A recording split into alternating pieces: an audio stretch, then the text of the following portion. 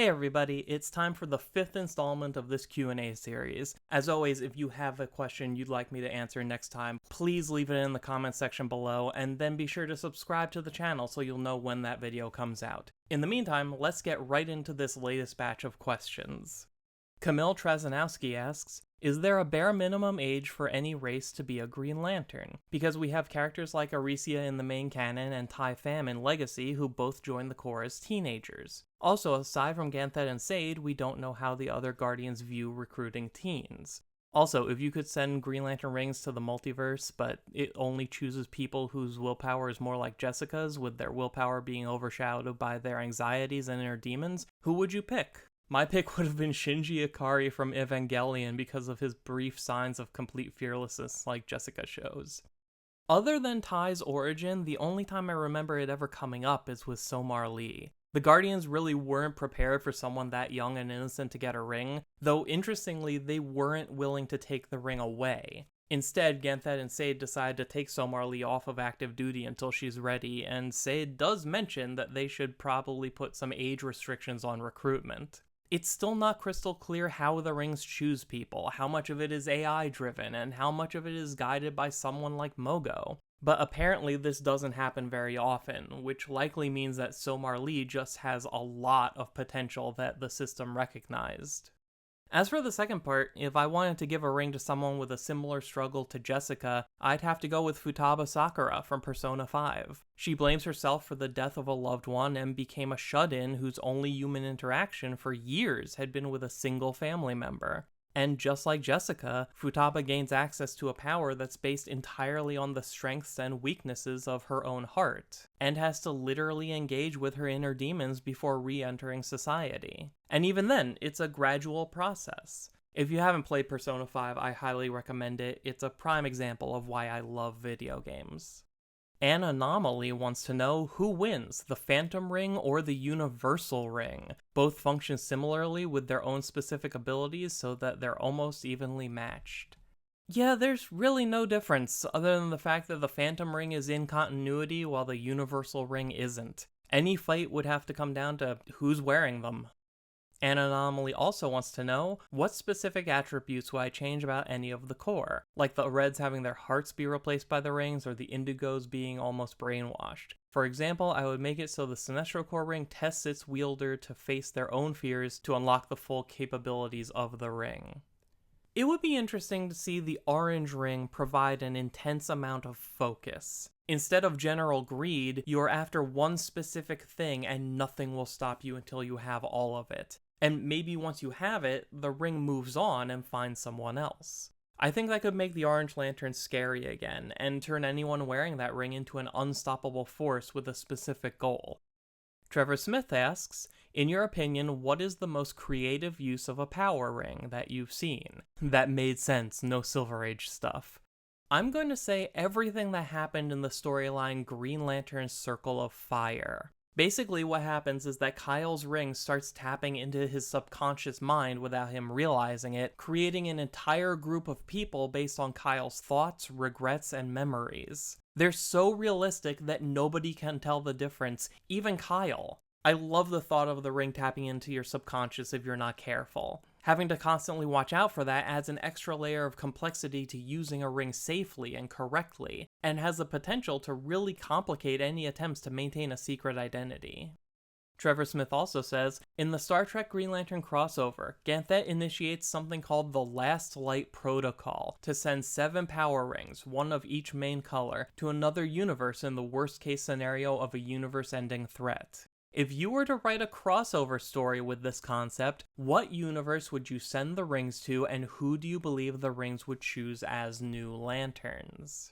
A rainbow of rings come crashing down onto the Mushroom Kingdom. A red ring is drawn to Waluigi, who's angry at everyone for being better than him. An orange ring finds the treasure-hungry Wario. A yellow ring goes to Luigi, who's always surrounded by terror. A green ring finds its way to Captain Toad during a daring adventure. A blue ring graces Rosalina as she keeps the stars shining in the night sky. An indigo ring is bestowed on Princess Peach, who cares so deeply for her subjects. A violet ring chooses Bowser, who only wants to make his family complete. And then to Mario, who's good at a little bit of everything, goes a white ring. And they'll need it, because the kingdom is about to be overrun by King Boo and his army of Black Lantern dry bones. Dakari Alston wants to know, if you were to give Jessica Cruz a solo series, no Simon this time, what threats would she face, her struggles, all that jazz? The main thing I would do is put her back on Earth and focus on the long-term goal of reintroducing her to society. Her time as a Green Lantern and her friendship with Simon both did a lot to bring Jessica out of her shell, and we even saw her taking the first steps towards holding a normal job and interacting with strangers. But then she just went to space for a few years and hasn't been back since. I would focus on how comfortable Jessica has become using Green Lantern as her way of interacting with the world, to the detriment of her ability to do it as just Jessica. I would bring back her sister as a member of the supporting cast. I'd introduce neighbors and coworkers, small relationships that can slowly grow into something substantial over time as Jessica herself grows. And her relationship with the Ring will be just as negative as it is positive, depending on the situation and the day of the week. Harry Lipscomb wants to know, when you hear Parallax, do you see an evil Hal Jordan or the entity of fear? Definitely the big yellow fear bug. It didn't used to be that way. Back when the retcon happened and Parallax stopped being just a new name Hal Jordan decided to use, I still associated it most strongly with Emerald Twilight and that whole era. But now that we're so many years out from introducing the entities and the emotional spectrum, I can't separate the term Parallax from that creature. Crossovanon wants to know, if you could have the Green Lanterns and Nova Corps meet, how would you write it? The Nova Corps detects something strange coming from inside the negative zone. Concerned that it might be a nihilist getting ready to make a move, they investigate. Since the negative zone is an entire realm made of antimatter, I'd say that if the Nova Corps explored deep enough, they'd end up crossing into the antimatter universe of Quard in the DC universe. Leaving Quard would get them noticed by the Green Lantern Corps, who would assume that the Nova Corps was the latest attempt by the Weaponers to make an army based on the Green Lanterns, and the two groups would fight until the real threat arrives. Annihilus and his armies follow the Nova Corps to Quard, and go to war against the Weaponers, who have advanced weapon technology that Annihilus desperately needs. Two armies going to war against each other in the antimatter universe could threaten to blow up all of reality, so the Novas and the Lanterns team up to stop both sets of villains, and then everybody goes home. Monty2814, who, by the way, last time I accidentally called Montoya2814, my brain just sort of auto-completed your name into something else, I'm sorry about that. But Monty2814 asks, were Rose, Toby, and the Kid Lanterns from Green Lantern Mosaic ever seen again after the end of that series? It felt like the people of Desolation were disappeared by the time Kyle and Connor went there in '96. Unless I've missed something big, none of those characters have been seen since Mosaic ended. It's possible I'm forgetting something, or maybe I just missed an issue somewhere, in which case someone please let me know in the comments. But no, I don't believe any of them have shown up again, which is a shame, because the Mosaic kids especially have a lot of potential now that they've had time to grow up. Sergio Ruiz wants to know, do Green Lanterns ever retire, or do they serve until their death? Do you think a way to retire older Green Lanterns like Hal or John would be veteran status, where lanterns with exemplary years of service allow them to be posted on light duty on their home world, or world of their choosing, and allow them to have normal lives while only functioning in a mentor/consultant role for another lantern on their worlds without making them solely responsible? They really should have a program like that, though I wonder how many Green Lanterns actually make it to retirement age, considering how often they tend to die in the line of duty. Still, Green Lanterns do retire, we just don't see it happen very often. The earliest example I can think of is way back in Superman's number 257, where Tomar Ray is reflecting on his greatest failure before retiring from the Corps. He had been tasked with preventing the destruction of Krypton, and all he had to do was add a large amount of this specific mineral to the planet's core, and the whole thing would stabilize. But along the way, Tomar was temporarily blinded by a solar flare, and he didn't get to Krypton in time. In a move that's surprisingly compassionate for the Guardians, they point out that if Tomar had succeeded, the universe never would have had Superman, which is a bittersweet way to look at the biggest failure of Tomar's life. Then, in Green Lantern Corps number 32, in the final issue of the storyline Sins of the Star Sapphire, the Guardians decide to outlaw any and all romantic relationships between members of the Green Lantern Corps. So Amnia and Matu Pri, a married couple with a new baby, release their rings and resign from the Corps. They didn't even have to think about it. Their family comes first, and that's that. And they weren't alone, because a few pages later, Oa is flooded with hundreds of rings from Green Lanterns who chose to resign in the face of this new law. There have also been cases of new recruits who get chosen and immediately want to quit, like with Saranac Natu wanting to reject the rings so she can get back to her life as a doctor, and Fesca, a single mother who didn't want to be taken away from her son. Not to mention everyone who wanted nothing to do with the Corps after the Guardians ruined their reputation with things like sending the Third Army to enslave the universe. Tevya Smolka asks, if the Battle of the Super Sons movie is a success, and we got to see a young John Kent and Damian Wayne team up with the Green Lantern, which one would you like to see and why? At first I thought Guy, because he's usually my go-to for the cool uncle type who would most likely be great with kids, but then I thought it would be more fun to go with someone like Jessica, who would be a total disaster when it comes to taking charge and getting these kids to listen to her. So I'm going straight down the middle and saying it should be Kyle. At first he'd seem like a pushover, but then he'd show up both of them while also appealing to their interests, like the fact that both he and Damian read manga. I think those three will get along great.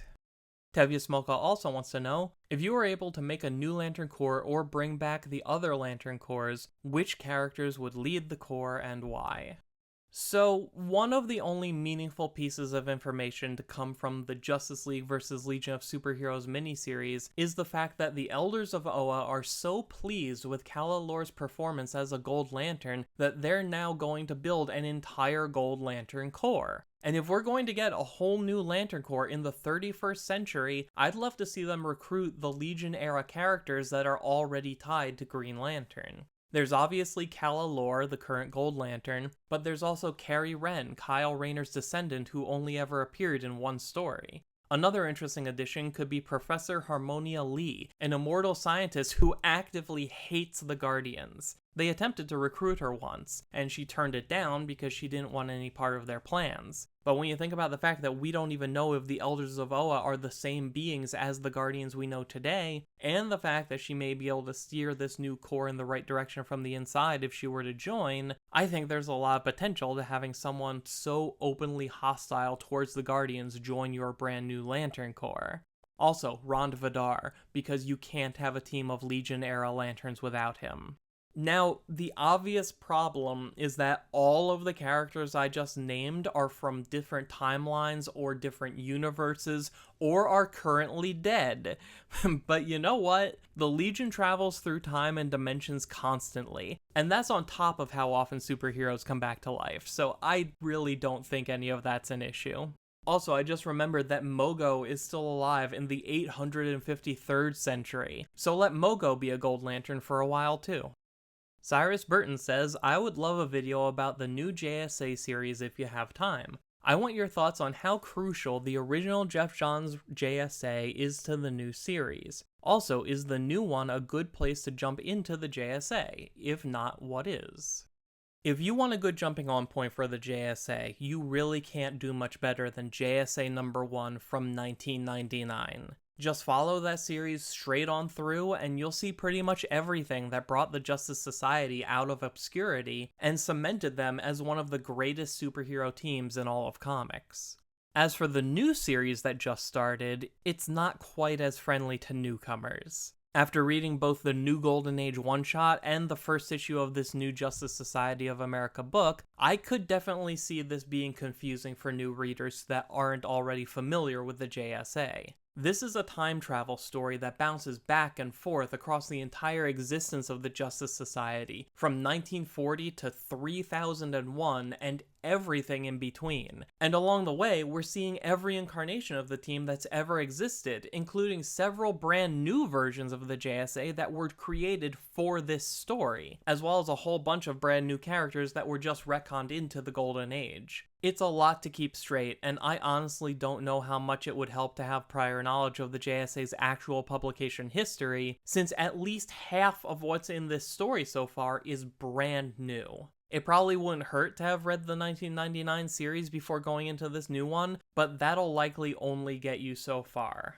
This story seems to be about the impact of the legacy of the Justice Society, so if you know the basic concept of the team, that they're the first generation of heroes from the 1940s who started all other heroic legacies, you might be okay.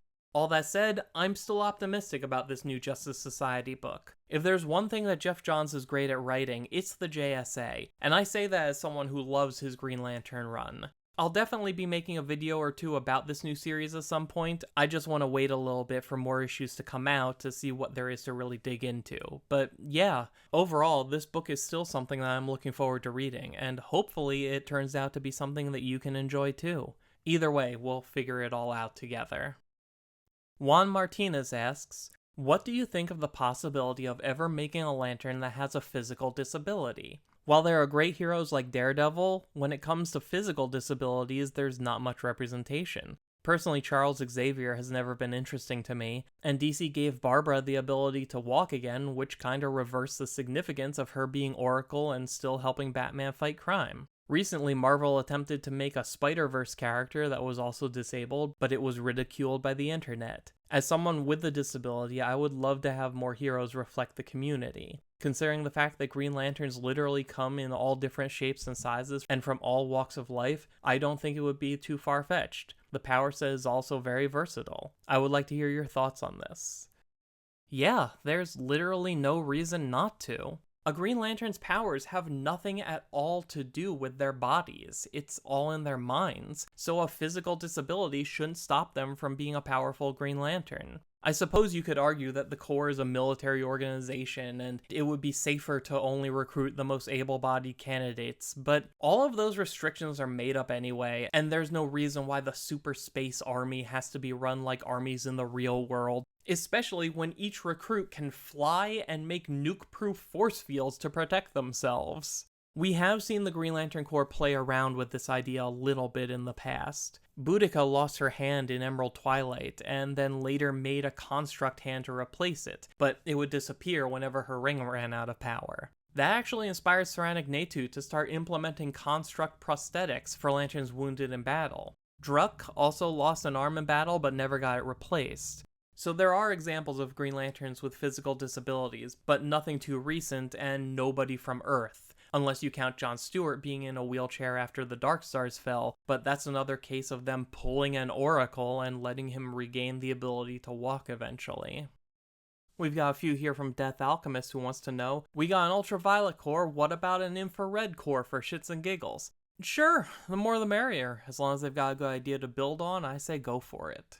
Weirdest construct made by a lantern, if not weirdest, then coolest? For the coolest construct, I always loved the way they tried to trap Superman in Red Sun. They put him in a box that was made of infinite layers that were each a micron thin, meaning that instead of one single super strong barrier that could be broken, it was countless super strong barriers all supporting each other. It didn't work, and I don't even know if it actually makes sense, but it was a cool idea. And I don't know if this counts as the weirdest, but certainly the most surprising was that one time in Injustice when Lobo had a ring and attacked Atrocitus with what YouTube will only let me describe as a gigantic body part. Who are your favorite non-human lanterns and faves you wish writers would do more with? Most of them, honestly. I mean, my god, where to start? 2-6, Goran Sun, Fesca, Iolande, Saranic Natu, Raimi Hall, Space Ape, Stell, but only when he's all boxy. Box, Mogo, I could keep going, but I'll stop there. They're all just so cool. Any other villains besides Psycho Pirate you want to be Green Lantern foes? So Psycho Pirate, in case you missed it the last time, wears a magic mask that can compel anyone he looks at to feel whatever emotion he wants, which is a ridiculously powerful weapon to use against a lantern of any color, since he could basically turn their powers on and off at will. Other than him, I maintain that Cyborg, Superman, and Mongol have never done anything to Superman that's even remotely close to being as impactful as what they did to Hal Jordan and by extension all of Green Lantern. I haven't read the recent Warworld saga in Action Comics, so maybe that's changed. But as far as I'm concerned, blowing up Coast City was the moment those two stopped being Superman villains and started being Green Lantern villains. And ever since Blackest Night, Scarecrow has been chasing the sensation he got from wearing a Sinestro Corps ring. Thanks to overexposure to his own toxin, Scarecrow has basically burned himself out on fear and would do anything to feel it again. So putting on a yellow ring and being exposed to pure fear in a whole new way, he wants that back and will go to any length to get it. There was even an arc in Green Lanterns number 16 and 17 that was basically all about him actively trying to become a Green Lantern villain. In your Gurren Lagann video, you mentioned the similarities between Simon and Kyle. Are there any other pieces of media that you like which have similar appeal to parts of Green Lantern? I mentioned it before, but Persona 5 is a big one. A large cast of characters gain a superpower that's based on their most prominent personality trait, and the only way to master that power is by confronting their deepest personal issues and growing as people. If something you like about Green Lantern is exploring the concept of what it means to wield the power of thought and emotion, and what it says about the person wielding it, then Persona 5 might be right up your alley. Thiago Vieira says, some of the most epic moments in the history of Green Lantern comics are the Hal Jordan vs. Sinestro battles. Which one is your favorite? There's a confrontation on Oa during Emerald Twilight, the fist fight between Hal, Kyle, and Sinestro at the end of the Sinestro Corps War, the battle on Warworld in number 7 of Hal Jordan and the Green Lantern Corps, and outside of the comics, the animated fight on the climax of First Flight, alongside many, many others. The first time I ever saw Hal and Sinestro fight in the comics was their battle to the death in Emerald Twilight. It was a pretty wild place to start reading about their relationship. All things considered, though, I think my favorite is their confrontation in the final issue of Jeff Johns' run. Hal and Sinestro don't even fight each other all that much in the issue, but it still manages to encapsulate their entire history together so well while delivering one of the biggest gut punch moments in Green Lantern overall. Lance asks, what are your thoughts on comic book creators making playlists to supplement their stories? What songs would you put on a Jon Stewart playlist if that were you? How would you emphasize the parts that define him as a person and as a lantern? How would you emphasize the parts of him that might otherwise go unnoticed or unexplored by a fan who's starting to read your vision of him? I think playlists are a great way for creators to communicate their thought process when it comes to who the characters are and what their struggles mean. Music is a powerful tool for telling stories, and it can go a long way to impacting how the audience relates to a character. That said, I really don't know a whole lot about music myself. I always just sort of listen to whatever happens to be on around me, but couldn't really tell you the names or composers of very many songs outside the biggest hits. I guess all the brain space that would normally hold music knowledge is filled with Green Lantern instead. That said, if I had to pick a style of music for John, I'd probably go with some nice jazz piano, something soothing to counteract the chaos in his mind and in his life. He's a builder whose life became defined by violence and destruction, so I think John's preferred style of music would be something calm that helps center him. Maybe in his free time, he tracks down the few remaining record stores scattered across the world and spends an afternoon just browsing their collection of musty old vinyls, while the part of him that's an architect can't help but think about how he'd redesign a modern record store with optimal usage of space and customer flow. Lone Mothio Machaba asks, is it just me or should Green Lantern rings not be able to be removed like ever? It just irks me that the most powerful weapon in the universe whose first function is to protect its user can just be removed whenever, like Batman, Superman, or some D-list loser can just remove the ring and instantly win. I feel like it should never be able to be removed, like the Omnitrix. Is it just me? That's actually the way it used to be. For a big chunk of the Silver Age, one of the built-in safeguards was that the ring couldn't be removed by someone else. I still remember the message boards full of confused people in the 1990s when Kyle Rayner's ring would get stolen repeatedly. It's a function that just sort of disappeared when the core fell in Emerald Twilight, and I don't think anyone ever thought to bring it back. Booty Capital asks, if all the human Green Lanterns had a Battle Royale, who do you think would get the winner chicken dinner? I would go with John just because of his military experience. This is just for fun, none would actually die. So let's go down the list. I don't think Jessica would do well in that kind of chaotic, everyone for themselves environment, and I could see her being one of the first to be eliminated. I think Simon would get too cocky and get taken out. I don't think Jo would last very long either. Her strengths are in the non-combat aspect of the job, and we've never seen her do anything that would suggest that she could beat most of these other characters in a fight. I think Guy would treat the whole thing like a bar fight and just get in there throwing punches. He'd do a lot of damage and maybe take some of the others down, but he'd leave himself wide open and end up losing. Kyle would last as long as he can keep everyone else off balance with constructs that alter the battlefield or change everyone's line of sight. But the more effectively he does this, the more it's going to make everyone else want to target him, and it's only a matter of time before someone finds an opening and gets him. I actually think Hal and John would be pretty evenly matched in a situation like this. Hal has the raw power to brute force his way through most obstacles, and John has the tactical mind to control the situation and target the weaknesses of his opponent's strategy. Under the right circumstances, I could see either one of them winning. Now, if we include Alan Scott in this contest, he wins, hands down. He's one of the most powerful magic users in the DC universe, and the Green Lantern Corps rings don't do too well when it comes to magic. So unless they all teamed up against Alan right away, he's going to win, because I don't think any of them would be able to beat him in a fair fight. And lastly, Hexablue wants to know, how would you want to see the emotional spectrum expanded on in the future? I thought Ultraviolet and Gold were interesting, what would you like to see? I think you can expand on the emotional spectrum substantially without introducing any new powers. Usually when we talk about the powers of the emotional spectrum, we're speaking broadly, as if an emotion is a monolith that means one thing. But they're not. The same emotion can propel us forwards in a variety of different ways, and we've already seen that manifest in unique power sets among the Lanterns. Look at Sojourner Moline, for example. Most Green Lantern rings are fueled by the willpower it takes to overcome fear, but hers is fueled by the willpower it takes to live with fear every day without giving into it. And the same story that introduces Jo and her unique ring also confirms that the Guardians chose a specific type of willpower to build their core around because that's the kind of willpower that's common to the most people, thus ensuring the largest pool of potential candidates would be able to use Green Lantern rings. And it's not just Green Lanterns. We've seen Star Sapphire rings choose people because of romantic love, while also recognizing familial love as its own unique category. The power of fear is almost always seen as something that limits and oppresses people, but we've seen at least one example of a Yellow Lantern using fear as a way to better understand people, and then do a more effective job of helping them.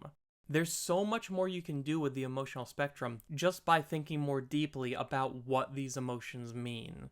A great example of this is avarice or greed. At the end of the day, greed is just wanting something. And we're always shown the most extremely negative version of that. We're shown Larfleeze, the insatiable hoarder, who only cares about getting more. But what happens when you want something for someone else? What happens when the thing you want the most, with all your heart and soul, is for someone else to be okay? What happens when you need someone else to be okay? Greed can be the foundation for altruism, because we're all selfish, we all want things, but sometimes that's the motivation we need to help each other. The storytelling potential of the emotional spectrum is still mostly untapped, and the more we think about the nature of these emotions and how they influence us, the more possibilities open up for the characters. I'd love to see more Lanterns chosen for specific missions because their specific relationship to willpower gives them an edge over the rest of the Corps, just like what happened in Far Sector. I'd love to see multiple factions within the same Corps that function differently or follow a different ideology altogether because their perception of that primary emotion doesn't line up with the other Lanterns of the same color. So yeah, there are other emotions we could add to the spectrum, but I don't think we necessarily need to, since there's so much untapped potential in the ones we've already got.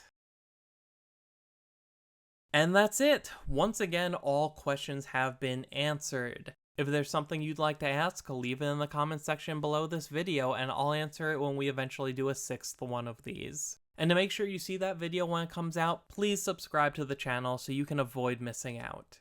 Thank you so much to everyone who submitted questions. Your participation is the only reason this video series can keep going, and I look forward to doing it again. So until next time, let me just say, thank you for taking the time to watch. My name is Dan. We'll talk again soon.